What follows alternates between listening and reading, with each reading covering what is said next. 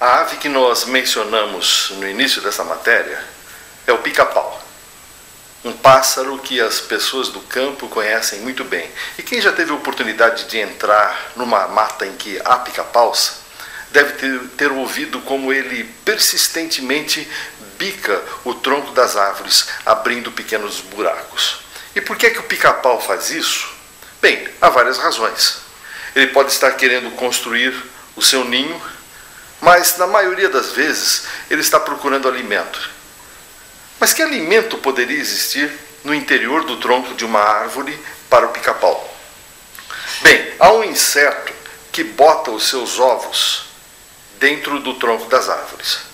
Esses ovos, então, eles se chocam e dali nascem pequenas lagartas que ficam no interior do tronco dessas árvores, se alimentando do tecido dessas árvores.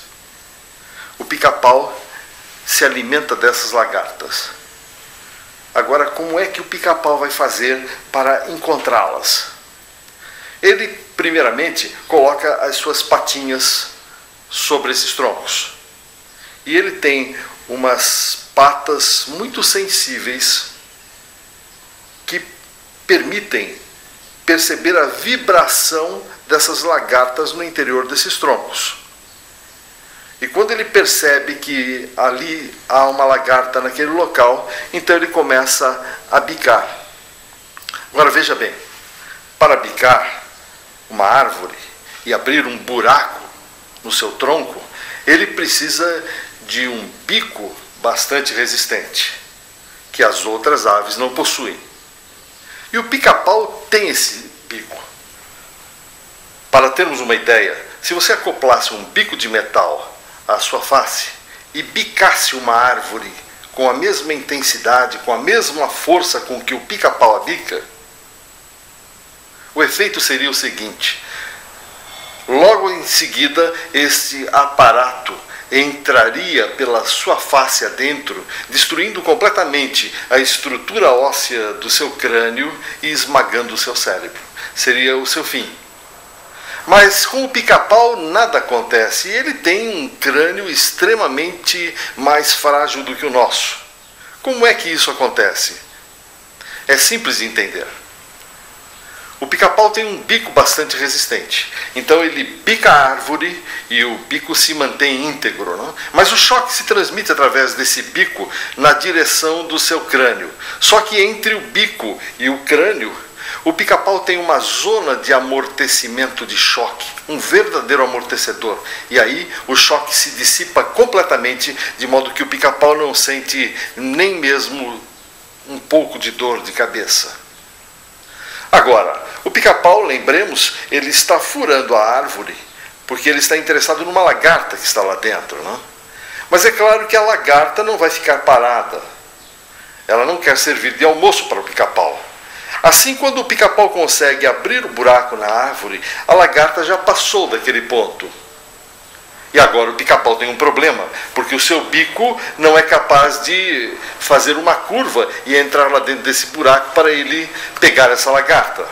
Sabe como ele resolve esse problema? É simples também. Ele tem uma língua bastante comprida e ele introduz essa língua naquele orifício até a lagarta.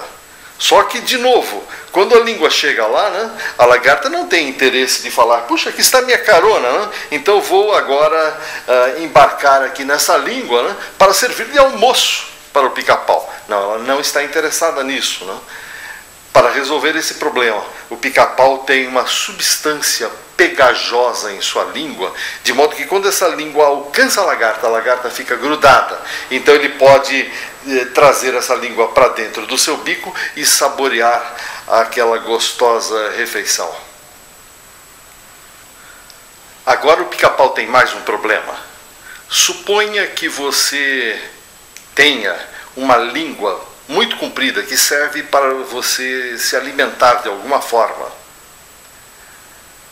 Onde você colocaria essa língua depois de terminada a refeição? Provavelmente não iria poder articular uma única palavra, né? Mas o pica-pau tem o seu jeito muito especial de resolver esse problema. Todos nós, mamíferos, aves, temos duas fossas nasais, para a respiração. O pica-pau tem apenas uma. A outra é uma falsa fossa nasal, que ele utiliza para guardar a sua língua.